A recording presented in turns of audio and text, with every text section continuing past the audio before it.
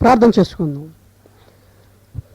పరిశుద్ధుడైన మా తండ్రి, మరొకసారి మీ పాదసన్నిధి చేరి మీ మాటలు వినాలని, తద్వారా మా జీవితాలను సరిచేసుకోవాలనే ఆశ కలిగి వచ్చిన మీ బిడ్డలందరినీ మీరు దీవించి ఆశీర్వదించండి. మీ మాటల ద్వారా మాతో మాట్లాడి మమ్మల్ని మీ చిత్త ప్రకారం నడిపింప చేయమని మా ప్రభువు, మా రక్షకుడు, మీ ప్రియకుమారుడైన యేసుక్రీస్తు వారి పరిశుద్ధ నామమున అడుగుచున్నాము పరమ తండ్రి. ఆమేన్. ఈరోజు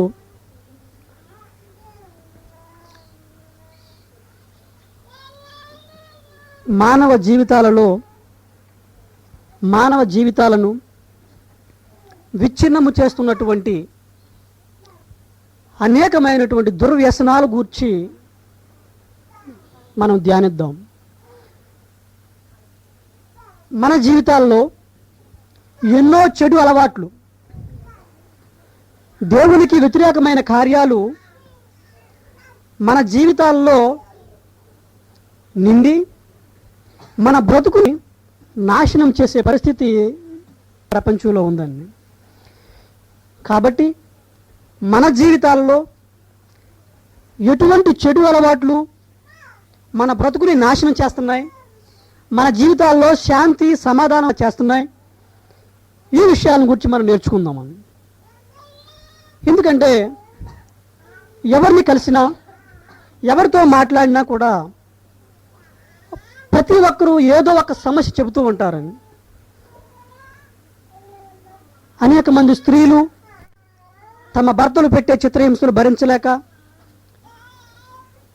మరికొంతమంది భర్తలు తమ భార్య యొక్క ఆస్వాదన తట్టుకోలేక, అనేక మంది తల్లిదండ్రులు వారి బిడ్డలు, వారి భవిష్యత్తు, వారి జీవితం సరిగా లేదని, అలాగే అనేక మంది అయ్యా మా జీవితాల్లో పలానా విషయం మాకు సరిగా లేదు, మాకు ఈ సమస్య ఉంది అని సమస్యలతోటి అనేకమైనటువంటి ఇబ్బందులు పడుతున్నటువంటి పరిస్థితి మనందరికీ కూడా తెలుసండి. మన జీవితాల్లో ఎక్కువగా ఇబ్బంది పెట్టే సమస్యల్లో ఎక్కువగా స్త్రీలను బాధించే సమస్య ఏమిటంటే, అనేక మంది వారు చెబుతూ ఉంటారు, ఏమండి మా జీవితంలో, మా కుటుంబంలో అంతా బాగానే ఉంది,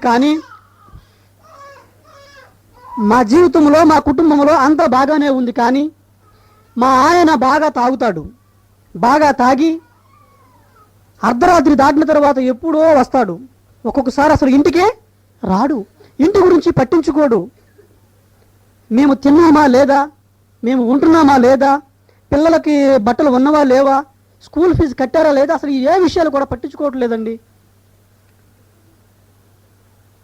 మా ఆయన కనుక త్రాగుడు మానేస్తే మా బ్రతుకులు ఎప్పుడో బాగుపడేవి అని అనేక మంది చెబుతూ ఉంటారండి. నిజమే, అనేక మంది జీవితాల్లో శాంతి సమాధానం లేకుండా వారి జీవితాలను నాశనం చేసే ఒక చెడ్డ అలవాటు ఈ త్రాగుడు, కళ్ళు, సారాయి, ఇంకా చాలా రకాలైనటువంటి ఈ యొక్క వైన్స్, ఇవన్నీ కూడా మనుషుల జీవితాల్ని నాశనం చేస్తున్నాయనడం ఎంత మాత్రం కూడా అనుమానం లేదండి.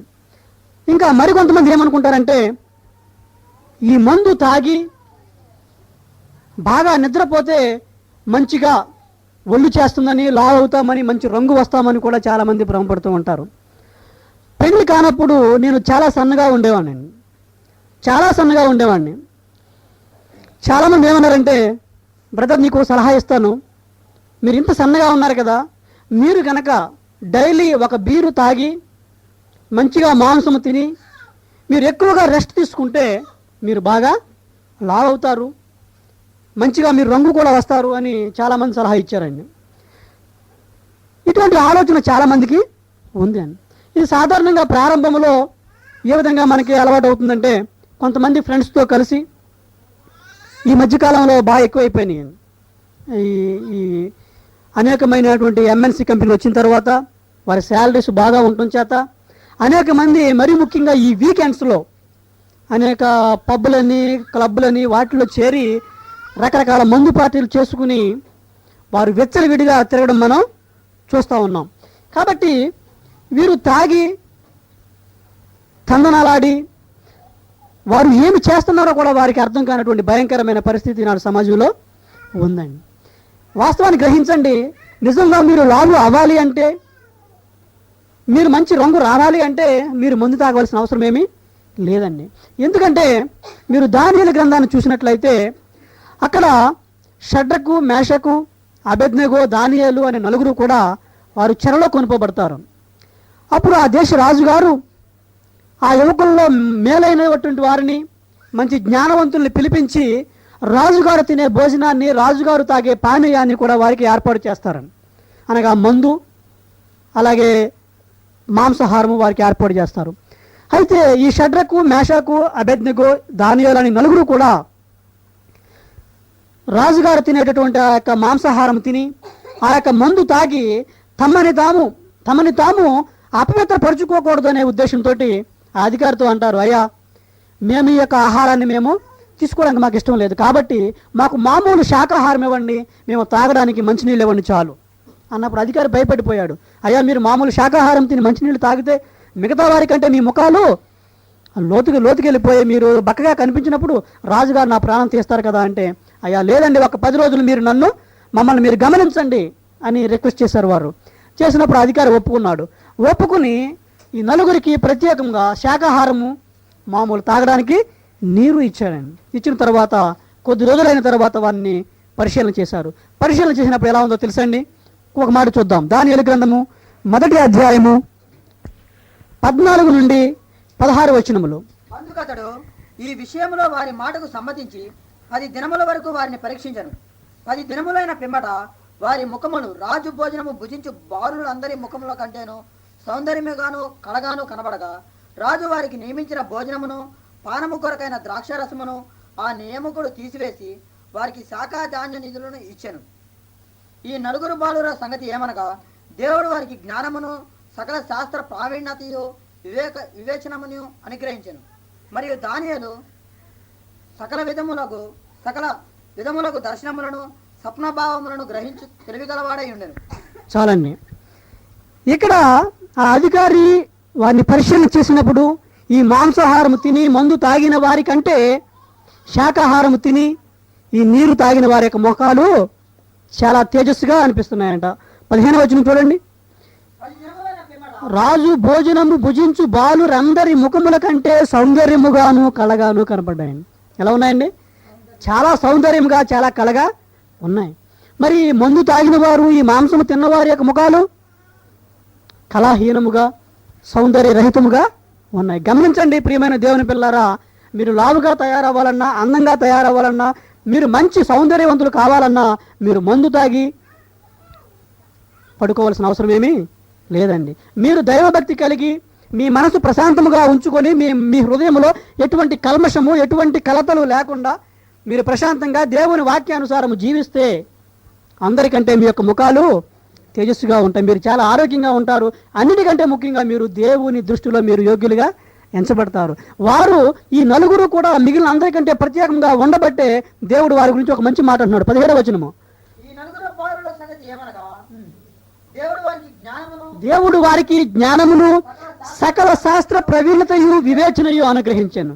గమనించండి, మిగతా వారికి ఎవరికీ లేనటువంటి గొప్ప ఆధిక్యత, మంచి జ్ఞానము, మంచి వివేచన, సకల శాస్త్ర ప్రవీణత కూడా దేవుడు వారికి అనుగ్రహించాడు. కాబట్టి మరి మీ జీవితాల్లో కూడా ఇటువంటి మేలు మీరు చూడాలి అంటే ఈ భయంకరమైనటువంటి మందు, ఇటువంటి వాటికి దూరంగా ఉండటం ఎంతైనా అవసరమండి. ఇంకొక అద్భుతమైన మాట పరిశుద్ధ గ్రంథంలో మనం చూద్దాం. సామెతల గ్రంథము 23వ అధ్యాయము 29 నుండి 34 వచనంలో చదువు. ఎవరికి శ్రమ, ఎవరికి దుఃఖము, ఎవరికి జగడములు, ఎవరికి చింత, ఎవరికి హేతువు లేని గాయములు, ఎవరికి మంద దృష్టి. ద్రాక్షారసముతో ప్రొద్దుపుచ్చువారికే కదా, కలిపిన ద్రాక్షారసము రుచి చూడగా చేరువారికే కదా. ద్రాక్షారసము మిక్కిలి ఎర్రబడగను, గిన్నెలో తలతలలాడుచుండగను, త్రాగుటకు రుచిగా నుండగను, దాని వైపు చూడకుండుము. పిమ్మట అది సర్పము వలె కరుచును, కట్ల పాము వలె కాటువేను, విపరీతమైనవి నీ కనులకు కనబడును. నీవు వెర్రి మాటలు పలుకుదవు, నీవు నడి సముద్రమున పండుకొని వాని వలె నుందువు, ఓడకోయి చివరను పండుకొని వాని వలె నుందువు. చాలండి, ఎంత అద్భుతమైన మాటలండి.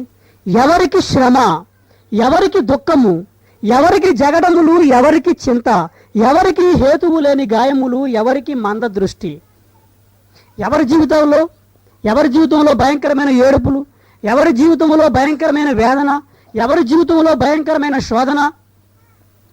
మీరు చూడండి, త్రాగుబోతులు అయినటువంటి వ్యక్తులు మీరు చూడండి, వారి జీవితాల్లో శాంతి సమాధానము ఉండదండి.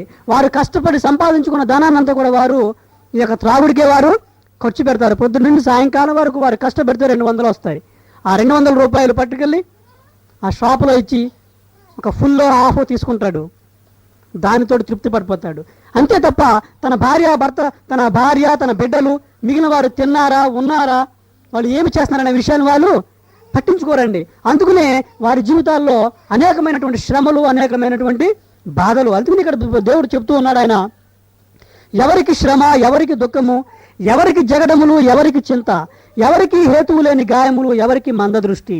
ఎవరికంటే 30వ వచనం, ద్రాక్షారసముతో ప్రొద్దుగుచ్చువారికే కదా, కలిపిన ద్రాక్షారసము రుచి చూడ చేరువారికే కదా, ద్రాక్షారసము మిక్కిలి ఎర్రబడగను, గిన్నెలో తలతలలాడుచుండగను, త్రాగుటకు రుచిగా ఉండగను, దాని వైపు చూడకుము. అనేక మంది పార్టీలు చేసుకుంటారండి. ఆ మందు దేంట్లో కలుపుతారు తెలుసండి? స్టీల్ గ్లాసుల్లో కలపరు, గాజు గ్లాసుల్లో కలుపుతారు. అది బయటికి ఎలా ఉంటుంది? అది తలతల మెరుస్తూ ఉంటుంది ఆ లైటింగ్కి. అందుకే దేవుడు చెప్తున్నాడు, అది తలతల మెరుస్తుండగా దాని మెరుపు చూసి నీవు మోసపోవద్దు. ఎందుకంటే అపవాది మిమ్మల్ని పడద్రోయడానికి ఉపయోగించే మొట్టమొదటి ఆయుధం ఏమిటంటే నేత్రాశ. ఏమిటండి? నేత్రాశ. శరీరాశ, నేత్రాశ, జీవపుడంబము ఇవి దేవుని వలన కలిగినవి కావు. ప్రారంభములో ఆదాములను పడగొట్టడానికి సాతాను ఉపయోగించిన ఆయుధం ఏమిటంటే శరీరాశ, నేత్రాశ, జీవపుడంబము. దేవుడు ఆ ఫలాన్ని తినొద్దన్నప్పుడు అపవాది ఆ ఫలమును చూపించినప్పుడు ఆ ఫలం ఎలా ఉందండి? చూపునకు రమ్యమైనదిగా ఉన్నది.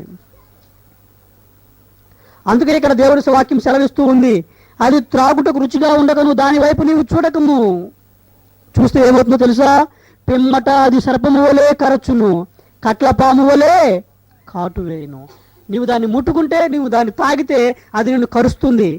విపరీతమైనవి నీ కన్నులకు కనబడును, నీవు వెర్రి మాటలు పలుకుదువు. తాగిన వాళ్ళు ఏం మాట్లాడుతున్నారో వారికి అర్థం కాదండి. వారు భార్యతో మాట్లాడుతున్నారు, అక్కతో మాట్లాడుతున్నారు, చెల్లితో మాట్లాడుతున్నారు, పెద్దలతో మాట్లాడుతున్నారు, చిన్నలతో, ఎవరితో మాట్లాడుతున్నారు వారికి తెలియదు. వెర్రి మాటలు మాట్లాడుతూ ఉంటారు. ఇంకా 34వ వచనము, నీవు నడి సముద్రమున పండుకొనిన వాని వలె నుండువు. ఎక్కడ పండుకుంటాడండి? నడి సముద్రములో. ఎలా మీరు పండుకోగలరా? ఎన్నో వందల మీటర్ల, ఎన్నో కిలోమీటర్ల లోతు ఉన్నటువంటి మహాసముద్రంలో మీరు పండుకోగలరా? పండుకుంటే మీరు ఏమవుతారు? మునిగిపోతారు, మీ ప్రాణాలు పోతాయి. కాబట్టి ఏ వ్యక్తి అయితే మందుతో, ఈ మద్యముతో, మద్యాన్ని త్రాగి దానికి బానిస అవుతాడో అతని పరిస్థితి ఏంటంటే నడి సముద్రమున పండుకున్న వాని వలె ఉంటారు అతని పరిస్థితి. వాడ కొయ్య చివరను పండుకొని వాని వలె నువ్వు. వాడ ప్రయాణం చేస్తూ ఉన్న సమయంలో అలలకు అది పైకి కిందికి ఎగిసిపడే సమయంలో నీవు దాని అంచున పండుకుంటే నీవు ఎక్కడుంటావు? నీవు తప్పనిసరిగా నీటిలో పడిపోతావు, ఆ సముద్రంలో మునిగిపోతావు, నీ ప్రాణము పోతుంది. అందుకే దేవుడు సెలవిస్తూ ఉన్నాడు, ఎవరికి శ్రమ. ఈనాడు అనేక మంది జీవితాల్లో వారి శాంతి లేక, సమాధానం లేక ఎందుకు వెచ్చలవిడిగా వారు బ్రతుకుతున్నారంటే వారి కష్టపడిన జీతాన్ని అంతా కూడా వారి యొక్క దుర్వ్యసనాలకే వారు ఉపయోగిస్తూ ఉన్నారండి. అనేక మంది వారి బిడ్డలకు సరైన బట్టలు కుట్టించలేని పరిస్థితిలో ఉన్నారు. అందరూ పిల్లలు మంచి మంచి బట్టలు వేసుకుని బయట తిరుగుతూ ఉంటే వారి పిల్లలు మాత్రం చిరిగిపోయిన గుడ్డలతో బయట తిరుగుతూ ఉన్నారు. అందరూ మంచిగా దర్జాగా బ్రతుకుతూ ఉంటే, అందరూ చాలా మంచి సమాజంలో మంచి పేరు ప్రఖ్యాతులతో బ్రతుకుతూ ఉంటే వారు మాత్రము అందరి దగ్గర హీనంగా బ్రతుకుతూ ఉంటారు. కారణం ఏమిటంటే వారు కష్టపడినటువంటి ఆ ధనాన్ని, కష్టపడినటువంటి సమస్తాన్ని కూడా త్రాగుడుకు అప్పగించి వారి కుటుంబాలను నిర్లక్ష్యం చేసి వారి జీవితంలో శాంతి సమాధానం లేకుండా ఉన్నారు. అనేక మంది ఇంటికి ఎప్పుడు వస్తారో వారికి తెలియదండి. వారి బిడ్డలు మా నాన్న వస్తాడని ఎదురు చూసి చూసి చూసి వారు ఎప్పుడు నిద్రపోతారో వారికే తెలియదు. అలాగే నా భర్త వస్తాడు, అతనితో కలిసి నేను భోజనం చేస్తాము అని ఎదురు చూసిన భార్య కూడా ఎదురు చూసి చూసి చూసి ఆమె ఆకలితోనే అలా నిద్రపోయేవారు ఎంతోమంది ఈనాడు ప్రపంచంలో మన మధ్యలో ఉన్నారండి. కాబట్టి ప్రియమైన సహోదరి సహోదరులారా, ఎందుకు నీ కష్టాన్ని, ఎందుకు నువ్వు కష్టించిన నీ కష్టార్జితాన్ని పనికి మాలినటువంటి వస్తువుల కోసం ఉపయోగించి నీ జీవితాన్ని నాశనం చేసుకుంటావు? ఎందుకు నీ ధనాన్ని పనికి మాలిన వస్తువుల కోసం ఖర్చు పెడతావు? ఎందుకు నీ జీవితంలో శాంతి సమాధానం లేకుండా చేసుకుంటావు? ఒకసారి ఆలోచించి మీకున్న ప్రతి విధమైనటువంటి చెడు వ్యసనాన్ని వదిలిపెట్టవలసిందిగా ప్రభు పేరట మనం చేస్తూ ఉన్నాను. ప్రియమైన దేవుని పిల్లలారా, అలాగే ఈ త్రాగుడు కంటే మరీ భయంకరమైనటువంటివి మరికొన్ని దుర్వ్యసనాలు అనేకమైన మన సమాజంలో మనం చూస్తూ ఉన్నామండి. ఏమిటి అంటే, అనేక మంది సిగరెట్లు కాలుస్తూ ఉంటారు. గుట్కా అని, రకరకాల పాన్ పరాగులని, రకరకాల కెమికల్స్ని వారు నములుతూ ఉంటారండి. మీరు గమనించండి, వీటి వల్ల ఎవరికి కూడా ఎటువంటి ఆరోగ్యం కూడా ఉండదండి. ఎవరికి ఎటువంటి ఆరోగ్యం కానీ వీటి వల్ల ఉపయోగం కానీ ఉండదు. మీరు కనుక వీటిని, గుట్కాలు, ఈ పాన్ పరాగులు, వీటిని మీరు నోట్లో వేసుకుని మీరు నమిలి ఆ గాలి పీల్చినప్పుడు, ఆ యొక్క ఆవిరి మీరు పీల్చినప్పుడు, ఆ రసాన్ని మీరు పీల్చినప్పుడు, దానిని మీరు నమిలినప్పుడు అందులో నుండి వెలువడే కెమికల్స్ మీ శరీరంలోనికి ప్రవేశించి మీ శరీరాన్ని విచ్ఛిన్నం చేస్తాయి. భయంకరమైన వ్యాధులు, కొరుకుడు వ్యాధి, పుండు వ్యాధి, క్యాన్సర్, క్షయ, అనేక భయంకరమైన వ్యాధులు వచ్చి మీరు తొందరలోనే నరకానికి వెళ్ళిపోయే పరిస్థితి, మరణానికి వెళ్ళిపోయే పరిస్థితి ఈనాడు అనేక మంది జీవితాల్లో ఉన్నదండి. అనేక మంది క్యాన్సర్ రావడానికి కారణం ఏమిటంటే వారు ఇటువంటి భయంకరమైనటువంటి చెడు అలవాట్లకు లోనైపోయారు. కాబట్టి ఇక్కడ దేవుడు సెలవిస్తూ ఉన్నాడు. ఒక మంచి మాట చూద్దాం పరిశుద్ధ గ్రంథము నుండి. యెషయా గ్రంథము 55వ అధ్యాయము 2-3 వచనాలు. ఆహారము కాని దాని కొరకు మీరు ఎలా రోకలిచ్చెదరు? రూకలిచ్చెదరు. సంతృష్టి కలుగు చేయదాని కొరకు మీ కష్టార్జితమును ఎందుకు వ్యాయపరిచెదరు? నా మాట జాగ్రత్తగా ఆలకించి మంచి పదార్థము భుజించుడి. మీ ప్రాణము సారమైన దాని యందు సుఖింపనీయుడి. చెవియొగ్గి నా ఎద్దుకు రండి, మీరు వినిన ఎడల మీరు బ్రతుకుదురు. నేను మీతో నిత్య నిబంధన చేసేదను, దావీదునకు చూపిన శాశ్వత కృపను మీకును చూపెదను. ఇక్కడ దేవుడు మాట్లాడుతూ ఉన్నాడు. ఆహారము కాని దాని కొరకు మీరేలా డబ్బులు ఇస్తారు? ఇవి ఆహారం అనుకుంటున్నారా మీరు? ఈ కళ్ళు, సారాయి, సిగరెట్లు, గుట్కాలు, పాన్ పరాకులు ఇవన్నీ ఆహారం అనుకుంటున్నారా? ఇవి మీకు ఏమైనా బలాన్ని ఇస్తాయనుకుంటున్నారా? ఇవి మీకు బలాన్ని ఇవ్వవు, ఆరోగ్యాన్ని ఇవ్వవు. సరికదా, మీకున్నటువంటి ఆరోగ్యాన్ని నాశనం చేసేస్తాయండి. ఇవన్నీ కూడా మీ బ్రతుకుని, మీ ఆయుష్ను తగ్గించేస్తాయి. 70-80 సంవత్సరాలు బ్రతకవలసిన అద్భుతమైన అందమైన జీవితాన్ని 20 సంవత్సరాలకు, 30 సంవత్సరాలకు, 40 సంవత్సరాలకు పరిమితం చేసేస్తాయి. ఏ క్యాన్సర్ తోటో, ఏ కొరుకుడు వ్యాధితో, ఏ పుండుతోటో, ఏ క్షయతోటో మీరు చనిపోయి మీరు హ్యాపీగా నరకంలో ఉంటే మీ పిల్లలు దిక్కుమాలిన వారైపోయి అనాథలుగా రోడ్లంట అడుక్కుంటూ భయంకరంగా కష్టపడి ఇంటింటా పాచి పని చేసుకుంటూ బ్రతికే భయంకరమైనటువంటి పరిస్థితి వస్తే కారణం ఏంటో తెలుసా? మీరు ఆహారము కాని దాని కొరకు మీరు కష్టాన్ని మీరు హెచ్చిస్తూ ఉన్నారు. దేవుడు మాట్లాడుతూ ఉన్నాడు. ఆహారము కాని దాని కొరకు మీరేలా డబ్బులు చెల్లిస్తారు? సంతృష్టి కలుగు చేయడాని కొరకు మీ కష్టార్జితం ఎందుకు వ్యయపరుస్తారు? ఎందుకు వేస్ట్ చేస్తున్నారు? సంతృష్టి కలుగు చేయదు, మీ కడుపు నిండదు, మీ ఆరోగ్యం రాదు. మీకు మీ ఆరోగ్యాన్ని పాడు చేసి ఈ వస్తువుల కోసము, మిమ్మల్ని నాశనం చేసి మిమ్మల్ని నరకానికి ఈడ్చుకుని పోయే ఈ పనికి మారిన వస్తువుల కోసము ఎందుకు మీ డబ్బును మీరు వేస్ట్గా ఖర్చు పెడతారు? ఇంకా మాట్లాడుతున్నాడు దేవుడు, చూడండి. నా మాట జాగ్రత్తగా ఆలకించి, దేవుడు మాట్లాడుతున్న మాటలండి ఇవి, మనుషులు చెప్పే మాటలు కాదు ఇవి. నా మాటల వల్ల మీకు ప్రయోజనం లేదు. దేవుడు మాట్లాడుతూ ఉన్నాడు. నా మాట జాగ్రత్తగా ఆలకించి మంచి పదార్థము భుజించుడి. మంచి పదార్థము భుజించుడి. మీకు ఆరోగ్యకరమైన పదార్థాలను మీరు భుజించండి. మీరు ఖర్చు పెట్టే ఈ త్రాగుడికి, ఈ పనికి మారిన వస్తువులకి ఖర్చు పెట్టే డబ్బుతోటి మంచి పండ్లు తీసుకొని మీరు ఇంటికి తీసుకెళ్ళండి. మీరు, మీ పిల్లలు, మీ భార్య కలిసి తినండి. మీ శరీరానికి, మీ దేహానికి ఎంతో ఆరోగ్యకరము. మీ ఆయుష్ పెరుగుతుంది. మీకు మంచి ఆలోచనలు వస్తాయి. మీరు దేవుని చిత్తానుసారంగా మీరు జీవించగలరు. అంతేకాకుండా పనికి మాలిన వ్యర్థమైన వాటి కోసం మీ కష్టాన్ని మీరు వ్యర్థపరుచుకుంటే మీ బ్రతుకు నాశనం అయిపోయి మీ నరకానికి వెళ్ళిపోయే భయంకరమైన పరిస్థితి వస్తుంది. కాబట్టి దయచేసి నా మాట విని జాగ్రత్తగా ఆలకించి మంచి పదార్థములు భుజించండి అని దేవుడు సెలవిస్తా ఉన్నాడు. ఇంకా చివరి మాట, మీ ప్రాణము సారమైన దాని యందు సుఖింపనీయుడి. మీ ప్రాణాన్ని దేని యందు ఆనందింపచేయాలి, దేని యందు సుఖింపచేయాలి అంటే సారమైన దాని యందు. సారం ఉండాలి, అందులో బలం ఉండాలి, అందులో శక్తి ఉండాలి, మీకు ఆరోగ్యం ఇచ్చేదై ఉండాలి. మీరు త్రాగే సిగరెట్లో కానీ, మీరు త్రాగే కళ్ళు, సారాయి, మందుల్లో కానీ, మీరు నమిలే గుట్కా, పాన్ పరాగుల్లో కానీ వీటిలో ఏమి సారం ఉండదండి, ప్రాణహాని తప్ప. అందుకే దేవుడు సెలవిస్తా ఉన్నాడు, మీ ప్రాణమునకు సారమైన దాని అందు సుఖింపనీయుడి. చెవియొగ్గి నా యొద్దకు రండి, మీరు వినిన ఎడలా మీరు బ్రతుకుతారు. మీరు వినేలా మీరు బ్రతుకుతారు. శరీర సంబంధంగా మాత్రమే కాదు, మీరు ఆత్మ సంబంధంగా కూడా మీరు బ్రతుకుతారు. ప్రియమైన సహోదరి సహోదరుడా, పనికి మాలిన వీటి కోసం నీ విలువైన నీ ధనాన్ని ఖర్చు పెట్టి నీవు నీ శరీరాన్ని నీ దేహాన్ని నీవు నాశనం చేసుకుని ఎందుకు నరకానికి వెళ్ళిపోతావు? నీ చెడు అలవాట్లు ఎందుకు మానుకోకూడదు? ఒకసారి ఆలోచించమని ప్రభు పేరట మనవి చేస్తూ ఉన్నాను. ప్రియమైన దేవుని పిల్లలారా, అలాగే మనుషుల జీవితాల్లో మరొక బానిసత్వం ఏమిటి అంటే సినిమాలు, ఈ టీవీ సీరియల్స్ ఇవన్నీనండి. గమనించండి, నిజముగా ఇవన్నీ కూడా మనుషుల జీవితాల్లో ఎంతగా పాతుకుపోయాయి అంటే అప్పుడప్పుడు పేపర్లో చూస్తూ ఉన్నప్పుడు చాలా విచారం అండి. అనేక మంది సినిమా విడుదలైన రోజునే మొట్టమొదటి రోజునే చూడాలి అనే ఉద్దేశంతో అనేక మంది తమ ప్రాణాలు కూడా పోగొట్టుకుంటున్నారండి. పేపర్ చూసినప్పుడు వారి యొక్క ధైర్య స్థితికి జాలి పడాలి. ఎంత జాలి వస్తుందంటే చాలా భయంకరమండి. మొట్టమొదటి రోజునే నేను సినిమా చూడాలి, మొట్టమొదటి రోజునే నేను ఆ థియేటర్లో కూర్చోవాలి.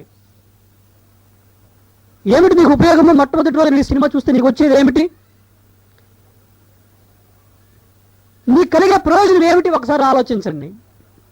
అనేక మంది సినిమాలు బానిసలైపోయారు. మరికొంతమంది అయితే సీరియల్స్ అండి. ఆ సీరియల్ టైమింగ్స్ కొరకు వారు ఏం చేస్తారంటే భోజనం వంట కూడా వారి టైమింగ్స్ కూడా మార్చేసుకుంటారు. కరెక్ట్గా కొంతమంది మీకు తెలుసో లేదో ఏ సీరియల్ ఏ రోజు ఎన్ని గంటలకు వస్తుందో ఒక నోట్బుక్లో కూడా రాసుకుని దాని ప్రకారం సీరియల్ చూసేవారు చాలామంది ఉన్నారండి. వారు ఏం చేస్తారంటే వంట కూడా ఆ టయానికి ముందుగానే కొంతమంది చేసుకుంటారు. మరికొంతమంది అయితే వాటిని చూసిన తర్వాత వంట చేసేవారు ఉన్నారండి. ఇక పిల్లలు హోంవర్క్ చేశారా లేదా పట్టించుకోరు. మరి ఇంట్లో బట్టలు ఉతుకున్నామా లేదా పట్టించుకోరు. ఇల్లు సర్దుకున్నామా లేదా పట్టించుకోరు.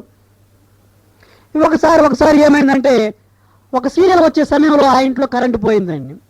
ఆ ఏరియా మొత్తం కరెంటు పోయింది. ఆ చుట్టుపక్కల వారు ఎవరు కూడా సీరియల్ చూడలేదు.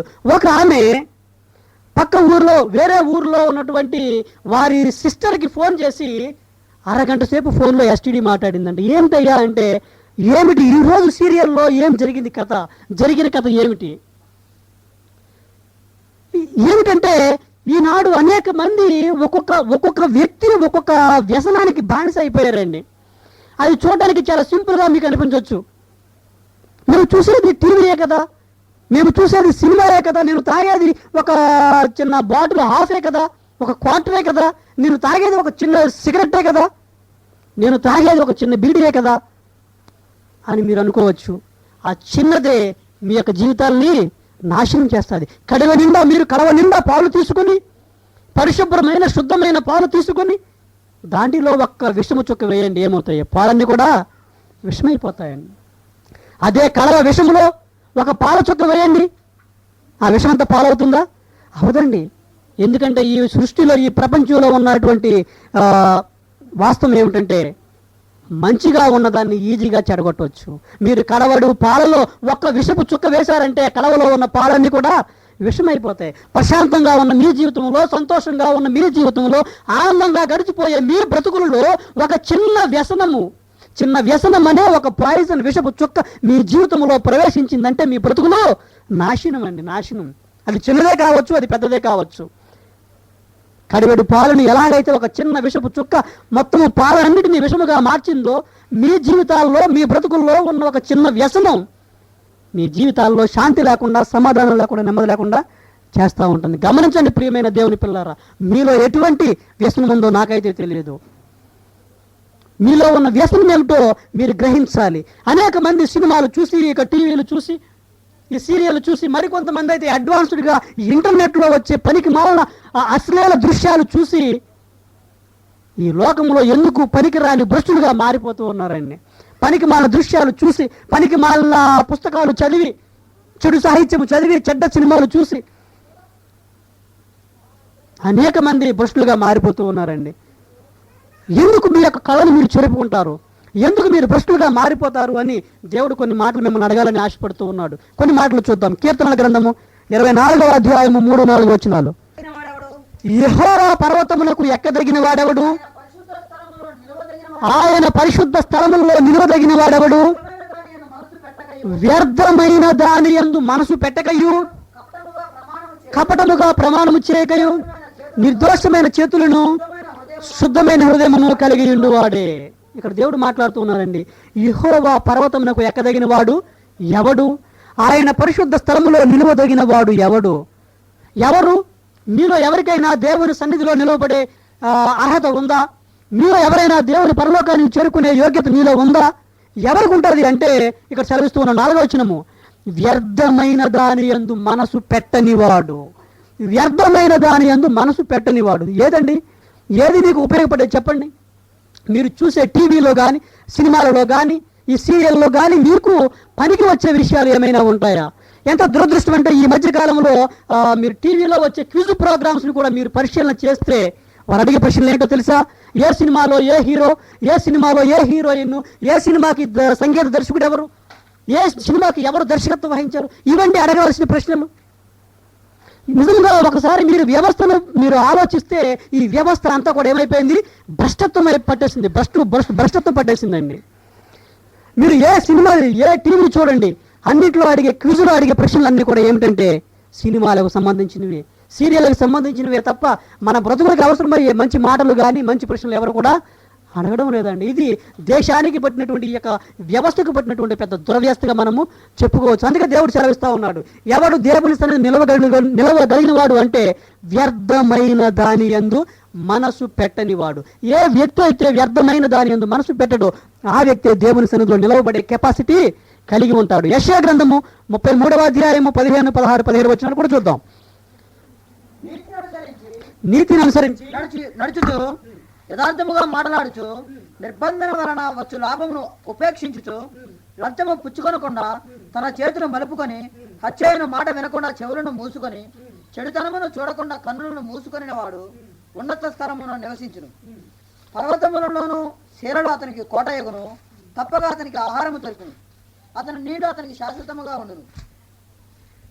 యెషయా గ్రంథము 33వ అధ్యాయము 15వ వచనాలను మనం చూసినట్లయితే, నీతిని అనుసరించి యథార్థముగా మాట్లాడుచు నిర్బంధన వచ్చు లాభమును ఉపేక్షించుచు లంచము పుచ్చుకొనకుండా తన చేతులను మలుపుకొని హత్యలను మాట వినబడకుండా చెవులు మూసుకొని, చివరి మాట 15వ వచనంలో చివరి మాట, చెడుతనము చూడకుండా కన్నులు మూసుకొనివాడు.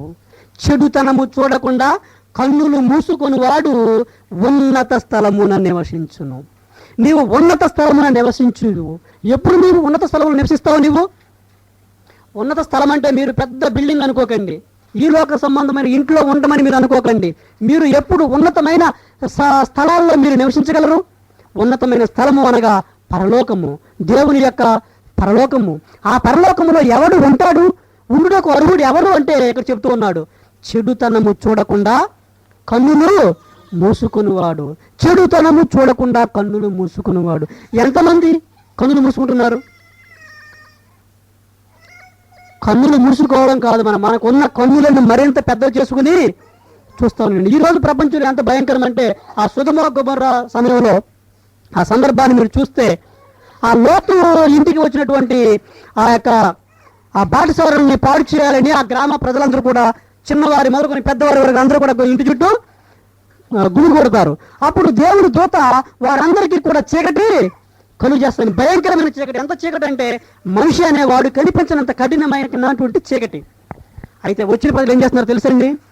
ఆ కటిక చీకటిలో ఆ ఇంటి యొక్క తలుపు ఎక్కడ ఉందా అని వారు తడవలాడుతూ ఉన్నారంట. గమనించండి ప్రియులు, ఎంతగా భ్రష్టు పట్టిపోయినారు. కంటికి కనిపించని కారు చీకటిలో కూడా వారు దేనికోసం ప్రయాసపడుతున్నారు?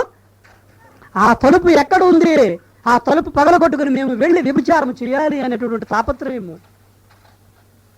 కంటికి కనిపించని చీకటిలో కూడా చూడాలనుకునే భయంకరమైనటువంటి పరిస్థితి. ఈరోజు కూడా అనేక మంది ఈ యొక్క పనికి మాలిన సినిమాలకు, పనికి మాలిన టీవీ సీరియల్స్కు, పనికి మాలిన ఇంటర్నెట్లో వచ్చే పనికి మాలిన చెత్త దృశ్యాలకు, అలాగే బుక్ స్టాల్లో దొరికే చెడ్డ బూతు సాహిత్యాన్ని కూడా చదివి అనేక మంది దేవునికి పనికిరాని వారుగా, ఈ లోకానికి పనికిరాని వారిగా మారిపోతున్నారని చెప్పడం ఎంత మాత్రం కూడా సందేహం లేదండి. కాబట్టి ప్రియమైన సహోదరి సహోదరుడా, ఒకవేళ నీ జీవితంలో ఏదైనా చెడు వ్యసనం ఉన్నదేమో ఒకసారి ఆలోచించి నీ జీవితాన్ని సరి చేసుకో.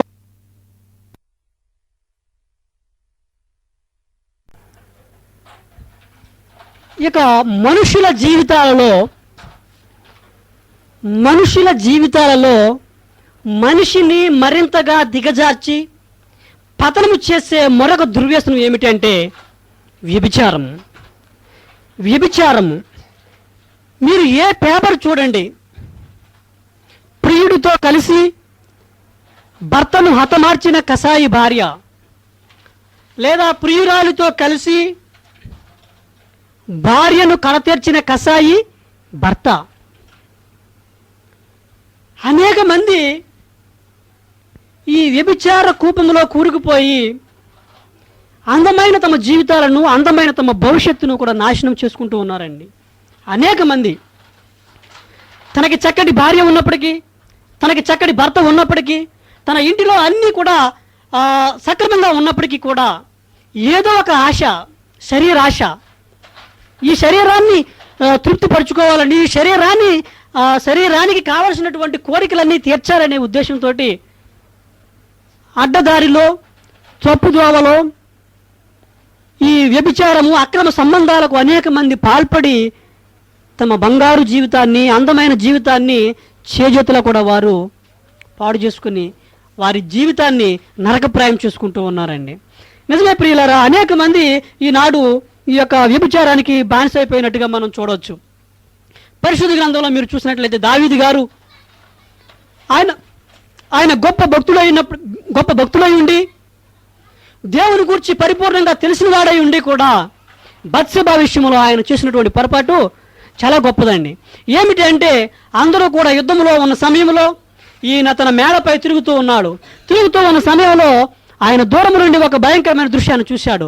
ఒక స్త్రీ స్నానం చేయడం ఆయన చూసి ఆమె యొక్క దేహాన్ని, ఆ దేహం యొక్క సౌందర్యానికి ఆకర్షితుడై ఆమెను తన రాజమందిరానికి తీసుకుని ఆమెతో వ్యభిచారం చేశాడండి. అంతటితో ఆగలేదు. అమాయకుడైన ఆమె యొక్క భర్తను యుద్ధానికి పంపించి మోసపూరితంగా చంపించాడు. ఎంత భయంకరం ఒకసారి మీరు ఆలోచించండి. ఆయనకు భార్య ఉంది, ఆయన సకల సౌఖ్యాలు అనుభవించడానికి తగిన వసతులు ఆయనకి ఉన్నవి, ఆయనకు లేని లోటంటూ ఏమీ లేదండి. అన్నీ ఉన్నప్పటికీ కూడా పరాయి స్త్రీని ఆయన మోహించాడు. ఆమె యొక్క అందానికి లోబడిపోయాడు, బానిసైపోయాడు. ఆమెను అనుభవించాలనే ఒక చెడు ఆలోచన అతని హృదయంలో పుట్టింది.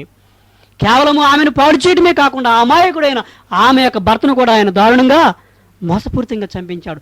ఇప్పటికీ ఈరోజు కూడా అనేక మంది పురుషులు, స్త్రీలు కూడా ఇళ్లలో తమ జీవిత భాగస్వామితో అన్ని సక్రమంగా ఉన్న, తమ కుటుంబంలో అన్నీ కూడా చాలా సంతోషంగా ఉన్నప్పటికీ కూడా తాత్కాలికమైనటువంటి ఇహలోక సంబంధమైనటువంటి ఆశలకు లోబడిపోయి తమ శరీర కోరికలు తీర్చుకునే నిమిత్తము అనేక మంది ఇతర భార్యలపై, ఇతర భర్తలపై ఆశపడి వాళ్ళు తమ సొంతం చేసుకోవాలనే ఉద్దేశంతోటి ఎదుటి వారిని చంపించడానికి కూడా వెనకాడడం లేదండి. ఒక వ్యక్తి, ఒక అందమైన వ్యక్తిని, ఒక స్త్రీని చూసినప్పుడు ఆమెతో అక్రమ సంబంధం పెట్టుకొని ఆమెతో శరీర సంబంధం కొనసాగిస్తూ అడ్డుగా ఉన్న ఆమె భర్తను చంపించేస్తూ ఉన్నాడండి. అలాగే స్త్రీలు కూడా అనేక మంది యువకులను, పెండ్లైన వారిని కూడా ఆకర్షించి వారితో అక్రమ సంబంధాలు కొనసాగిస్తూ కూడా అడ్డుగా వచ్చిన తమ భర్తను కూడా వారు చంపించేస్తూ ఉన్నారు. తమకు అడ్డు వచ్చిన తోటి వారి భార్యను కూడా వారు చంపించేస్తూ ఉన్నారండి. చాలా భయంకరమైన ప్రియులారా. ఇక్కడ దావీదు గారు కూడా అదే చేస్తూ ఉన్నాడండి. ఆమె యొక్క దేహం యొక్క సౌందర్యాన్ని చూసి దానికి ఆకర్షితుడై, అయ్యో నేను దేవుని భక్తుని, ఇటువంటి పని చేయకూడదు అనేటువంటి విచక్షణ కోల్పోయి ఆమెతో వ్యభిచరించాడు. అంతేకాదు తన భర్తను కూడా చంపించాడండి. ఇక గమనించండి, దానికి తగిన పనిష్మెంట్ ఏంటో తెలుసా? దేవుడు ఆయనకి ఎటువంటి శిక్ష ఇచ్చాడు గమనించారా? ఒక మాట చూద్దాం. సమూయేలు 2వ గ్రంథం 12వ అధ్యాయము 10 నుండి 12 వచనాలు. సమూయేలు 2వ గ్రంథం 12వ అధ్యాయము 10 నుంచి 12 వచనాలు. నీవు నన్ను లక్ష్య చేయక, దేవుడు దావీదు గారితో మాట్లాడుతున్న మాటలు చూడండి. నీవు నన్ను లక్ష్య చేయక హిత్తీయుడగు ఉరియా భార్యను నీకు భార్యగా ఎగునట్లు తీసుకొనినందున నీ ఇంటి వారికి సదాకాలము యుద్ధము కలుగును. నా మాట ఆలకించుము. యెహోవానగు నేను సెలవిచ్చినదేమనగా, నీ ఇంటి వారి మూలముననే నేను నీకు అపాయము పుట్టించును. నీవు చూచుచుండగా నేను నీ భార్యలను తీసి నీ చేరువ వానికి అప్పగించదును. పగటి యందు వాడు వారితో శయనించును. నీవు ఈ కార్యమును రహస్యముగా చేసిదివి కానీ ఇశ్రాయేలీయులందరూ చూచుచుండగా పగటి యందే నేను నీకు చెప్పిన దానిని చేయించునను. 11వ వచనం, నా మాట ఆలకించుము, యెహోవానకు నేను సెలవిచ్చినదేమనగా, నీ ఇంటి వారి మూలముననే నేను నీకు అపాయం పుట్టించును, నీవు చూచుచుండగా నేను నీ భార్యను తీసి నీ చేరువ వారికి అప్పగించెదను. పగటి యందు వాడు వారితో శయనించును, నీవు ఈ కార్యము రహస్యముగా చేసితివి గాని ఇశ్రాయేలీయులందరూ చూచుచుండగా పగటి యందే నేను చెప్పిన దానిని చేయింతును. గమనించండి, ఈ దావీదు గారు ఎవరు తెలియకుండా రహస్యంగా ఆమెతో వ్యభిచారం చేశాడు. కానీ దేవుడు ఏమన్నాడు తెలుసా? నీవు నీ పొరుగు వారి భార్యను ఆశించి నీవు ఆమెతో అక్రమ సంబంధము పెట్టుకున్నావు కనుక నీవు చూస్తూ ఉండగానే, ప్రజలందరూ చూస్తూ ఉండగానే నీ భార్యను ఎదుటివారు చెరుపుతారు. ఎంత భయంకరమండి. ప్రియమైన సహోదరుడా, ఒకవేళ ఈ వాక్యాన్ని వింటున్న వారిలో ఎవరైనా అటువంటి దావీదు కలిగినటువంటి చెడు ఆలోచన కలిగి ఎవరితోనైనా ఎటువంటి అక్రమ సంబంధాలు గనక కలిగి ఉన్నట్లయితే దేవుడు ఇచ్చే హెచ్చరిక ఏమిటో తెలుసా? మీరు గనక మీ పొరుగు వాని భార్యను మీరు చెరిస్తే అందరూ చూచుచుండగా మీ భార్యను దేవుడు ఇతరులకు అప్పగిస్తారనే భయంకరమైన తీర్పు. ఎంత భయంకరమండి ప్రియులారా, గమనించండి. మీరు ఏ కొలతతో కొలుస్తారో దేవుడు కూడా మీకు అదే కొలతతో మీకు తీర్పు తీరుస్తాడండి. ఏమీ తేడా లేదు. మీరు చెడు ఆలోచన కలిగి మీ పొరుగు వారి భార్యను మీరు ఆశిస్తే మీ భార్యను దేవుడు ఇతరులకు మీ కళ్ళ ఎదుటి అప్పగిస్తారనే భయంకరమైన తీర్పు తీరుస్తూ ఉన్నాడు. ఇక్కడ భక్తుడైన దావీదు గారు తప్పిపోతే పెళ్లి కాని ఒక యవనస్తుడు ఎంత అద్భుతంగా దేవుని చిత్తాన్ని నెరవేర్చాడో కొన్ని మాటలు చూద్దాం మనం. యవనస్తుడైన యోసేపు గారు వారి జీవితంలో ఆయన యవనస్తుడు అయ్యుండి, సౌందర్యవంతుడు అయ్యుండి దేవుని యొక్క చిత్తాన్ని ఏ విధంగా నెరవేర్చాడో మనం చూద్దామండి. ఆదికాండము 39వ అధ్యాయంలో మనం చూసినట్లయితే ఆ పొతీఫరు అనే యజమాని యొక్క భార్య యోసేపు గారి మీద కొన్నివేసింది. యోసేపు గారికి అప్పటికి పెండ్లి కాలేదు. యవనస్తుడు, మంచి బలవంతుడు, మంచి సౌందర్యవంతుడు. అతన్ని చూసి ఆమె ప్రతిరోజు కూడా అతనితో వ్యభిచారం చేయమని ఆ బలవంతం చేసేదట. అయితే ఇతను ఒప్పుకోలేదు. ఇతను దేవునికి భయపడి, అయ్యో నేను దేవుని దృష్టిలో ఇటువంటి భయంకరమైన పాపాలను నేను ఎలా చేస్తాను అని ఆయన ప్రతిరోజు తప్పించుకుంటూ ఉండేవాడండి. ఒకరోజు ఎవరూ లేని సమయంలో చూసి ఆమె ఆ పొతీఫరు యొక్క భార్య ఈ యవనస్తుడైనటువంటి యోసేపుని బలవంతం చేయబోయిందండి. ఒక ఆడది ఒక మగవాడిని బలవంతం చేస్తుంది. ఎంత భయంకరంగా గమనించండి. ఎవరు లేని సమయంలో, ఏకాంత సమయంలో బలవంతం చేయబోతే ఆ యవనస్తుడు ఏం చేశాడు తెలుసా అండి? తన వస్త్రమును సైతము అక్కడ విడిచిపెట్టి ఆ యొక్క భయంకరమైన పాపము నుండి పారిపోయాడు.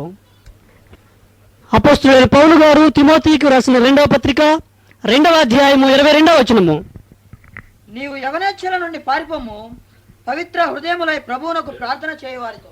నీవు యవ్వనేచ్ఛల నుండి పారిపొమ్ము. అక్కడ పైన కింద పుట్టినట్లు ఏమైనా చూడండి. పారిపొమ్ము అంటే మూల భాషలో విడిచి పారిపొమ్ము. పారిపోవడానికి విడిచి పారిపోవడానికి ఏమైనా తేడా ఉందండి? పారిపోవడానికి విడిచి పారిపోవడానికి ఏమైనా తేడా ఉందా? చాలా తేడా ఉంది. ఒక ఇంట్లో ఇద్దరు దొంగలు పడారు. దొంగలు పడి ఆ ఇంట్లో ఉన్నటువంటి బంగారము, డబ్బు అంతా కూడా వాళ్ళు మూటలు కట్టుకున్నారు. చెరో మూట కట్టుకున్నారు. ఈ సమయంలో వారు వెళ్ళిపోయే సమయంలో ఆ ఇంటి యజమాని చూసి దొంగ దొంగ అని పెద్దగా అరవడం మొదలుపెట్టాడు. వెంటనే ఈ కంగారులో అరుపులకు భయపడినటువంటి ఒక దొంగ ఏం చేశాడంటే అక్కడ తన కట్టుకున్నటువంటి మూటను అక్కడే విడిచిపెట్టి పారిపోయాడు. ఇంకొక దొంగ దాన్ని పట్టుకుని పారిపోయాడు. ఇద్దరు పారిపోతున్నారండి. ఇద్దరు దొంగలు పారిపోతున్నారు. అయితే తేడా ఏమిటంటే ఒక దొంగ విడిచిపెట్టి పారిపోతున్నాడు, ఇంకొక దొంగ పట్టుకొని పారిపోతున్నాడు. చాలా దూరం పరిగెట్టిన తర్వాత ఒక దొంగ అడుగుతున్నాడు, ఇదిగో నేను కష్టపడి సంపాదించుకున్న మూట ఇదిగో, ఏది నీ మూట అని అడిగాడు. అప్పుడు ఇంకో రెండో దొంగ అంటున్నాడు, అయ్యో నేను సంపాదించిన ధనాన్ని, ఆ మూటని నేను అక్కడే విడిచిపెట్టేసిన, అది నాకు కూడా రాలేదు. గమనించండి ప్రభువునందు ప్రియమైన దేవుని పిల్లారా, మనము కూడా చాలా మంది మీరు ప్రయాసపడుతున్నాం. యవ్వనుడాని యవ్వనేచ్ఛల నుండి పారిపోము. మనము కూడా పారిపోతున్నామండి. మనము కూడా పరిగెడుతున్నాం. మనము కూడా ప్రయాసపడుతున్నాం. మనము కూడా పాటలు పాడుతున్నాం. మనము కూడా వాక్యం చెబుతున్నాం. మనము కూడా దేవుని కానుకలు ఇస్తున్నాం. మనము కూడా దేవుని పనిలో చాలా చురుగ్గా పాల్గొంటున్నాం. ప్రయాసపడుతున్నాం, పరిగెడుతున్నాం. కానీ మనం పరిగెట్టే పరుగు మన పాపాన్ని పట్టుకుని మనం పరిగెడుతున్నాం. అందుకని అన్నాడు, యవ్వనుడాని యవ్వనేచ్ఛలను విడిచి పారిపో. మనము పరిగెడుతున్నాం, మనము పారిపోతున్నామండి, మనము ప్రయాసపడుతున్నాం. కానీ తేడా ఏమిటంటే మనము పరిగెడుతున్నాం కానీ మనం పరిగెట్టే పరుగు మన పాపాలని పట్టుకుని మనము పరిగెడుతున్నాం. మనం పాపాలని పట్టుకుని పరిగెడితే మీరు ఎంత దూరమైనా వెళ్ళండి, మీరు విమానం ఎక్కి వేరే దేశం వెళ్ళిపోయినా కూడా అది మీ కూడానే ఉంటుందనే విషయాన్ని మీరు గమనించకండి. అది మీ కూడా రాకూడదు అంటే మీరు ఏం చేయాలో తెలుసా? మీరు దానిని విడిచిపెట్టాలి. అందుకే ఆయన మాట సెలవిస్తూ ఉన్నాడు, నీ యవ్వనేచ్ఛలను విడిచి పారిపోము. ఇక్కడ యోసేపు గారు కూడా అదే చేశాడండి. ఆయన ఆ యొక్క భయంకరమైన పాపమును విడిచి పారిపోయాడు. ఏకాంతంలో ఎవరూ లేని సమయంలో ఆ రాజమందిరములో కేవలం పోతీఫరు భార్య యవనస్తుడైన యోసేపు ఇద్దరు మాత్రమే ఉన్నారండి. ఒకవేళ ఆ సమయంలో అతను తప్పు చేసిన మూడో కంటికి తెలియదనే వాస్తవాన్ని మీరు గ్రహించాలి. ఎవరు లేని ఏకాంతంలో ఒక అందమైన అమ్మాయి వచ్చి మిమ్మల్ని బలవంతము చేస్తే యవనస్తుడైనటువంటి మీరేం చేస్తారు? యోసేపు వలె మీరు పారిపోగలరా? ఎంతమంది యోసేపు వలె పారిపోగలరు? ఎప్పుడు అమ్మాయి కనిపిస్తుందా, ఎప్పుడు ఎక్కడ అమ్మాయి మంచి అందమైన అమ్మాయి దారంటా వస్తుందా, ఎప్పుడు చూద్దామా అని ఎదురు చూసే యువకులు ఉన్న ఈ ప్రపంచంలో యోసేపు లాంటి యువకుడు, శ్రేష్టమైన యువకుడు ఎవరు కూడా కనిపించరండి. ఎవరి జోలో మీకెందుకండి? మీ గురించి మీరు ఆలోచించుకోండి. ఎవ్వరూ లేని ఏకాంతంలో మీరు ఒంటరిగా ఉన్నప్పుడు వేరే ఒక స్త్రీ వచ్చి మిమ్మల్ని బలవంతం చేస్తే మీరేం చేస్తారు? మీరు యోసేపు కాలేరు, నేను యోసేపు కాలేమండి. అందుకే నేను ప్రశ్నిస్తున్నా, మనము ఎందుకు యోసేపు కాకూడదు? మనము ఎందుకు యోసేపు వలె ఉండలేము? ఎందుకు యోసేపు వలె ఉండకూడదు? యోసేపుకు ఉన్న నిగ్రహ శక్తి మీలో లేదా అని ప్రశ్నిస్తా ఉన్నాను. యోసేపులో ఉన్న దైవ భక్తి, ఆ దైవ భయము మీలో ఎందుకు లేదు? దేవుడు అంటే మనకి భక్తే కానీ భయం లేదండి. మనకు భయం లేదు. ఎందుకంటే ఏమన్నా అంటే దేవుడు ప్రేమమయుడు అండి, దేవుడు కరుణమయుడు అంటాం. దేవుడు దహించు అగ్ని కూడా, ఆ సంగతి గుర్తుంచుకోవాలి. దేవుడు దహించు అగ్ని కూడా జీవము గల దేవుని చేతుల్లో పడుట భయంకరము అనే సంగతి కూడా మీరు మర్చిపోకూడదు. దేవుని ఎదుట నేను ఇంత గొప్ప దుష్కార్యాన్ని ఎలా చేస్తాను? ఆ భయంకరమైన పాపము నుండి యోసేపు పారిపోయాడండి. పాపమును విడిచి పారిపోయాడు. పారిపోతే ఏమైంది తెలుసా? ఒక మంచి చేసినందుకు జైలు శిక్ష అనుభవించాడు. ఒక వ్యభిచారిగా ఆయన జైలులో శిక్ష అనుభవించాడు. శిక్ష అనుభవిస్తున్నప్పటికీ కూడా దేవుడు యోసేపుని జ్ఞాపకం చేసుకుని ఎంతగా హెచ్చించాడో తెలుసా అండి? ఎంతగా హెచ్చించాడో తెలుసా? ఆదికాండము 41వ అధ్యాయము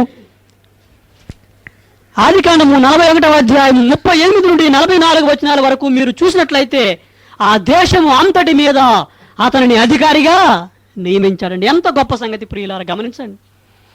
ఇతను కూడా దావీదు వలె ఆ స్త్రీ యొక్క సౌందర్యానికి లోబడి ఇతను కూడా ఆమెతో వ్యభిచారం చేసి ఉంటే దావీదు గారు పొందుకున్నట్టుగా ఇతను కూడా శాపగ్రస్తుడిగా మారిపోయేవాడండి. కానీ అలా చేయలేదని తన పాపాన్ని విడిచిపెట్టి పారిపోయాడు. తాత్కాలికంగా అతనికి జైలు శిక్ష పడినప్పటికీ తద్వారా దేవుడు అతని జీవితంలో గొప్ప అద్భుతమైన మేలు చేసి ఆ దేశానికే ప్రధానమంత్రిగా అతనిని నియమించాడు. ప్రియమైన దేవుని పిల్లారా, మీరు కూడా దేవుని వాక్యానుసారం జీవిస్తే, మీ యొక్క శరీరాలను మీరు స్వాధీనపరుచుకొని దేవుని చిత్తానుసారంగా దేవుని వాక్య ప్రకారం మిమ్మల్ని మీరు కంట్రోల్లో ఉంచుకుంటే దేవుడు తగిన కాలమందు తన చిత్త ప్రకారం మిమ్మల్ని హెచ్చించడానికి సిద్ధంగా ఉన్నాడండి.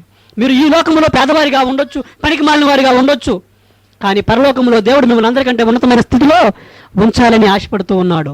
అయితే కొన్ని హెచ్చరికలు దేవుడు మనకి ఇస్తా ఉన్నాడు. చూడండి, సామెతల గ్రంథము 23వ అధ్యాయము 27వ వచనము. వేశ్య లోతైన గొయ్యి, పరస్త్రీ ఇరుకైన గుంట. ఎవరండి? వేశ్య లోతైన గొయ్యి. మీరు గనక ఒకవేళ ఆ గోతిలో పడ్డారంటే మీరు జీవితంలో ఎప్పటికీ మీరు పైకి రాలేరు. పరస్త్రీ ఇరుకైన గుంట. ఎలాంటిదండి? ఇరుకైన గుంట. గుంటలో పడితే మీరు పైకి రావచ్చేమో కానీ ఇరుకైన గుంటలో పడితే మీరు పైకి రాలేరు. కారణం ఏంటంటే మీరు అందులో ఇరుక్కుపోతారు. మరికొన్ని మాటలు చూద్దాం. సామెతల గ్రంథం 5వ అధ్యాయంలో దేవుడు కొన్ని మాటలు సెలవిస్తూ ఉన్నాడండి. జార స్త్రీ పెదవుల నుండి తేనె కారును, దాని నోటి మాటలు నూనె కంటేనూ నూనెపైనవి. చాలా కమ్మగా ఉంటాయండి మాటలు. మీరు ఆ మాటలకు లోబడితే మీరు ఏమైపోతారో తెలుసా? నూనె కంటే నూనెపైనవి. ఆ వాటిలో పడి మీరు జారిపోతారు. ఆ లోతైన గుంటలో పడిపోతారు. ఆ ఇరుకైన గుంటలో మీరు పడిపోతారు. ఇంకా దేవుడు సెలవిస్తూ ఉన్నాడు. సామెతల గ్రంథము 6వ అధ్యాయము 24 నుండి 29 వచనములో, చెడు స్త్రీ వద్దకు పోకుండా నువ్వు పరస్త్రీ పలుకు ఇచ్చు మాటలకు లోబడకుండా అవి నిన్ను కాపాడును. దాని చక్కదనమునందు నీ హృదయంలో ఆశపడకుము. నీ పరాయి స్త్రీ యొక్క చక్కదనాన్ని చూసి, ఆమె అందాన్ని చూసి, ఆమె సౌందర్యాన్ని చూసి నీవు ఆశపడవద్దు. అది తన కన్ను రెప్పలను చికిలించి నిన్ను లోపరుచుకొను. చికిలించడం అంటే కన్ను కొట్టడం. తన కన్ను రెప్పలను చికిలించి నిన్ను లోపరుచుకొను. వేశ్య సాంగత్యము చేయువానికి రొట్టె తునక మాత్రం మిగులును. మిగిలిపోయిన పొట్టు, మిగిలిపోయిన మెతుకులే మిగులుతాయి అన్నాడండి. మగనాలు మిక్కిలి విలువ గల ప్రాణముని వేటాడును. పెండ్లైన స్త్రీతో ఒకవేళ నీవు అక్రమ సంబంధము పెట్టుకుంటే అది నీ ప్రాణాన్ని బలి తీసుకుంటుంది. 27వ వచనము, ఒకడు తన ఒడిలో అగ్ని ఉంచుకుని ఎడల వాని వస్త్రములు కాలకుండునా, ఒకడు నిప్పుల మీద నడిచిన ఎడల వాని పాదములు కమలకుండునా, తన పొరుగు వాని భార్యను కూడువాడు ఆ ప్రకారమే నాశనమగును. పరాయి స్త్రీని, ఇతర పొరుగు వాని భార్యని దేనితో పోస్తున్నాడు తెలుసండి? నీ పొరుగు వాని భర్తను దేనితో పోస్తున్నాడు తెలుసా? కాలుచున్న నిప్పులు నీవు ఒడిలో వేసుకుంటే ఏమవుతుంది? నీ ఒడి కాలిపోతుంది. కాలుచున్న నిప్పుల్లో నడిస్తే నీ కాళ్ళు ఏమవుతాయి? కాలిపోతాయి. అలాగే నీ పరాయి స్త్రీని కానీ పరాయి వ్యక్తిని కానీ నీవు నీ హృదయంలో ఆశించి అతనితో వ్యభిచారము చేస్తే నీ బ్రతుకు కూడా కాలిపోతాయి. నీ బ్రతుకు కూడా నాశనం అయిపోద్ది. నీ జీవితంలో శాంతి ఉండదు, సమాధానం ఉండదు. దేవుడు సెలవిస్తూ ఉన్న మాటలు. ఇంకా కొన్ని మాటలు చూద్దాం. సామెతల గ్రంథము 5వ అధ్యాయము 15వ వచనం, నీవేం చేయాలో తెలుసా సహోదరుడా? నీ సొంత కుండలోని నీళ్లు పానము చేయము, నీ సొంత బావిలో ఉపుకు జలము త్రాగుము, నీ ఓటలు బయటికి చెదిరిపోదగునా, వీధులలో అవి నీటి కాలువగా పారదగునా, అన్యులు నీతో కూడా వాటిని అనుభవింపకుండా అవి నీకే ఉండవలను కదా. నీ ఓట దీవెన నందును, నీ యవ్వన కాలపు భార్య యందు సంతోషించుము. ఆమె అతి ప్రియమైన లేడి, అందమైన దుప్పి, ఆమె రొమ్ముల వలన నీవు ఎల్లప్పుడూ తృప్తి నందుచుండము. ఆమె ప్రేమ చేత నిత్యము బదులువై ఉండము. నా కుమారుడా, జార స్త్రీ అందు నీ వేళ బదులువై ఉండుము, పరస్త్రీ రొమ్ము నీ వేళ కౌగులించుకొందువు. నరుని మార్గములను యెహోవా ఎరుగును, వాని నడతలనన్నిటినీ ఆయన గుర్తించును. నీవు నడిచే ప్రతి అడుగు, నీవు వేసే ప్రతి అడుగు, నీవు మాట్లాడే ప్రతి మాట దేవుడు గమనిస్తూ ఉన్నాడు. ఎందుకు నీవు పరాయి స్త్రీల వైపు, పరాయి మగాళ్ళ వైపు ఎందుకు నీ దృష్టి పోనిస్తున్నావు? కేవలం నీ జీవిత భాగస్వామితోనే నీవు సంతోషాన్ని అనుభవించు. నీవు నీ ఇంట్లో ఉన్న ఫలాలను తినడం మానేసి బయట ఫలాలు తింటే నీ ఫలాలను వేరే వారు భుజిస్తారని దేవుడు సెలవిస్తూ ఉన్నాడు. ప్రభువునందు ప్రియమైన దేవుని పిల్లారా, ఎందుకు మీ జీవితాలను మీరు నాశనం చేసుకోవాలి? ఎందుకు సంతోషంగా ఉన్న మన జీవితాలను నాశనం చేసుకోవాలి? ఆనందంగా ఉన్న జీవితాలను ఎందుకు మనం నాశనం చేసుకోవాలి? ఒకసారి ఆలోచించండి. ఫైనల్గా దేవుడు ఒక మాట సెలవిస్తూ ఉన్నాడు. ప్రసంగి గ్రంథము 11వ అధ్యాయము 9వ వచనము, యవనుడా, నీ యవనమందు సంతోషపడము, నీ యవన కాలమందు నీ హృదయం సంతుష్టిగా ఉండనేము, నీ కోరిక చొప్పునను నీ దృష్టి యొక్క ఇష్టము చొప్పునను ప్రవర్తింపుము. అయితే వీటన్నిటిని బట్టి దేవుడు నిన్ను తీర్పులోనికి తెచ్చునని జ్ఞాపకం ఉంచుకొనుము. ఇక్కడ దేవుడు సెలవిస్తూ ఉన్నాడు, మీరు ఏమి చేసినా సరే, మీరు మాటలాడినా, మీరు ఏ పని చేసినా సమస్తాన్ని కూడా దేవుడు వీటన్నిటిని బట్టి దేవుడు నిన్ను తీర్పులోనికి తెచ్చుని జ్ఞాపకం ఉంచుకో. నీవు ఏ పని చేసినా, నీవు చేసే ప్రతి పనికి కూడా దేవుడు తీర్పులోకి తెస్తాడు. నీవు మంచి చేసావా, నీకు దానికి కూడా ప్రతిఫలము. నీవు చెడు చేసావా, దానికి కూడా ప్రతిఫలం అండి. దేవుడు సెలవిస్తూ ఉన్నాడు, నీవు చేసే ప్రతి పని కూడా దేవుడు తీర్పులోనికి తెస్తా ఉన్నాడు. గమనించండి ప్రియులారా, అనేకమైనటువంటి వ్యసనాలు, అనేకమైనటువంటి చెడు అలవాట్లు మన జీవితాల్లో కూడుకుని మన బ్రతుకులను నాశనం చేస్తూ ఉన్నాయండి. ఈరోజు అనేక మంది వారి కుటుంబాల్లో శాంతి సమాధానం లేకపోవడానికి కారణం ఏమిటో తెలుసండి? కేవలము చెడు వ్యసనాలు, అనేకమైన వ్యసనాలు, త్రాగుడు, జోదము, వ్యభిచారము, ఇది సినిమాలు, సీరియల్స్, గుట్కా, పాన్ పరాగ్, రకరకాల భయంకరమైన చెడు అలవాట్లకు అందరూ కూడా లోనైపోయి తమ కష్టపడిన కష్టార్జితాన్ని ఈ పనికిమాలిన వస్తువుల కోసము, పనికిమాలిన ఈ మందు కోసము, ఒక పూట పొందు కోసము ఖర్చు పెట్టి తమ బ్రతుకుల్ని, తమ జీవితాలను ఒక నరకప్రాయం చేసుకుంటూ ఉన్నారండి. వారి బిడ్డలకు సరైన ఆహారాన్ని పెట్టలేకపోతున్నారు. వారి కుటుంబంలో ఉన్న ఇంట్లో వారికి మంచి బట్టలు కొనివ్వలేకపోతున్నారు, మంచి ఆహారం పెట్టలేకపోతున్నారు. ఏదైనా రోగం వస్తే వైద్యం కూడా చేయించుకోలేని భయంకరమైన పరిస్థితి వారి జీవితంలో ఉంది. కారణం ఏంటంటే వారి కష్టార్జితాన్ని వారు పనికి మాలిన వస్తువుల కోసం వినియోగిస్తూ ఉన్నారు. ప్రభునందు ప్రియమైన దేవుని పిల్లారా, ఎందుకు మీ జీవితాన్ని సరిచేసుకోకూడదు? దేవుడు ఈ వాక్యం ద్వారా మనతో మాట్లాడుతూ ఉన్నాడు. ఈ రాత్రికాల సమయంలో లేదా ఈ వాక్యాన్ని వింటున్న సమయంలో ఈ వాక్యాన్ని వినే మీ ఒక్కొక్కరిలో, ప్రతి ఒక్కరిలో ఎటువంటి చెడు అలవాటు ఉందో, ఎటువంటి వ్యసనానికి మీరు బానిసైపోయారో ఒకసారి జ్ఞాపకం చేసుకోండి. తాగుడికి బానిసైపోయారా? విడిచిపెట్టండి. జూదానికి బానిసైపోయారా? విడిచిపెట్టండి. వ్యభిచారానికి బానిసైపోయారా? విడిచిపెట్టండి. సినిమాలకు బానిసైపోయారా? విడిచిపెట్టండి. సీరియల్స్కి బానిసైపోయారా? విడిచిపెట్టండి. ఇంటర్నెట్కి బానిసైపోయారా? విడిచిపెట్టండి. ఇక మీలో ఏ రహస్య పాపం ఉందో ఒకసారి మీ హృదయాలు మీరు పరిశీలన చేసుకోండి. తన హృదయంలో పాపాన్ని ఉంచుకున్నటువంటి దావీదు గారు శాపానికి లోనైపోయాడు. ఆయన రహస్యంగా వ్యభిచారం చేస్తే దేవుడు అతని భార్యలను బహిరంగంగా అనేక మందితో వ్యభిచారం చేసేలా అప్పగించడానికి శాపం పొందుకున్నాడు. అదే యవనస్తుడైన యోసేపు రహస్యంగా ఎవరికి కనిపించని రహస్య స్థలంలో ఉండి కూడా పాపము చేయడానికి భయపడి, దేవునికి భయపడి పాపమును విడిచిపెట్టి పారిపోయాడు. దేవుని ఆశీర్వాదాన్ని పొందుకున్నాడు. ప్రియమైన సహోదరుడు, నీవు కూడా నీలో ఉన్న పాపాన్ని, నీ యొక్క రహస్య పాపాన్ని, నీ హృదయ పాపాన్ని విడిచిపెట్టి ఎందుకు నీవు దేవుని చిత్తానుసారంగా నీవు జీవించకూడదు? దేవుని వాక్య ప్రకారం నీవు జీవించకూడదు? ఒకసారి ఆలోచించమని ప్రభు పేరట మనవి చేస్తూ ఉన్నాను. యోసేపు వలె యోగ్యమైన జీవితాన్ని జీవించి, శ్రేష్టమైన మంచి జీవితాన్ని నీవు జీవించి, నీ జీవితంలో ఉన్నటువంటి ప్రతి విధమైన వ్యాధిని, బాధను, నష్టాన్ని, కష్టాన్ని, వేదనను, శోధనను తొలగించుకొని యోసేపు వలె దేవుని చేత ఆశీర్వాదం పొంది నీ జీవితాన్ని సంతోషంగా మలుచుకోవాల్సిందిగా ప్రభు పేరట మనవి చేస్తూ ఉన్నాను. యోసేపుకు అనుగ్రహించిన ఆశీర్వాదములు మనందరికీ దేవుడు అనుగ్రహించును గాక. ఆమేన్. ప్రార్థన చేసుకుందాం. పరిశుద్ధుడు అయిన మా తండ్రి, అవును ప్రభువా, అనేకమైన వ్యసనాలకు లోనైపోయి మా జీవితాలు మేము నరకప్రాయం చేసుకుంటున్నాం తండ్రి. తాగుడు, జూదము, వ్యభిచారము, చెడు సాహిత్యము చదవడము, చెడు సాహిత్యము చూడడము, చెడ్డ సినిమాలు చూడడము, సినిమాలకు బానిసత్వము, టీవీ సీరియళ్ళకి బానిసత్వము, పాన్, గుట్కా, భయంకరమైనటువంటి చెడు అలవాట్లకు మేము అనేక మంది లోనైపోయిన వారం ప్రభువా, జ్ఞాపకం చేసుకోండి తండ్రి. ప్రతి పనికి జీతం ఉందని మీరు చెబుతూ ఉన్నారు. మేము చేసే ప్రతి పనికి మీరు జీతం ఇస్తారని చెప్తున్నారు ప్రభువా. తండ్రి, అనేక మంది బానిసత్వంలో ఉన్న మీ బిడ్డలను మీరు దయచేసి విడిపించండి తండ్రి.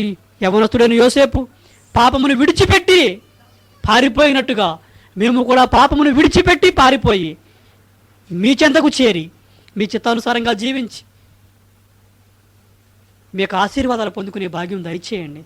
అనేక మంది రకరకాల దుర్వ్యసనాలకు లోనైపోయి ప్రభువా, జీవితంలో శాంతి లేక, సమాధానం లేక, ఏడుస్తూ, రోధిస్తూ, వేధిస్తూ నరకప్రాయం అయిపోయిన జీవితాలు మీరు ఒక్కసారి జ్ఞాపకం చేసుకుని వారి బ్రతుకులను వెలిగించి వారికి ఉన్న చెడు అలవాట్లను, చెడు వ్యసనాలను విడిచిపెట్టి నీతిమంతులుగా, యథార్థవంతులుగా జీవించి సజీవముగా తమ్మును తామే మీకు అప్పగించుకొని మీ చిత్తాన్ని నెరవేర్చే బిడ్డలుగా తయారు చేయమని, మీ కృపా ప్రసన్నత ప్రతి ఒక్కరి జీవితాల్లో నింపుమని, సమస్త వ్యసనముల నుండి మీ బిడ్డలను మీరు రక్షించుమని, కాచి కాపాడి రక్షించి నడిపించగలరని ఈ కొద్ది మనవులు మా ప్రభువు, మా రక్షకుడు, మీ ప్రియకుమారుడు యేసుక్రీస్తు వారి పరిశుద్ధ నామమున అడుగుచున్నాం పరమ తండ్రి. ఆమేన్. తండ్రి అయిన దేవుని ప్రేమ, కుమారుడు యేసుక్రీస్తు వారి కృప, పరిశుద్ధాత్మ దేవుని అన్యోన్య సహవాసము కూడి ఉన్న మనకు సకల మానవాళికి ఇప్పుడు ఎల్లప్పుడూ సదాకాలము యేసుక్రీస్తు వారి ద్వారా తోడయుండి నడిపించునుగాక. ఆమేన్. అందరికీ వందనాలండి. Praise the lord.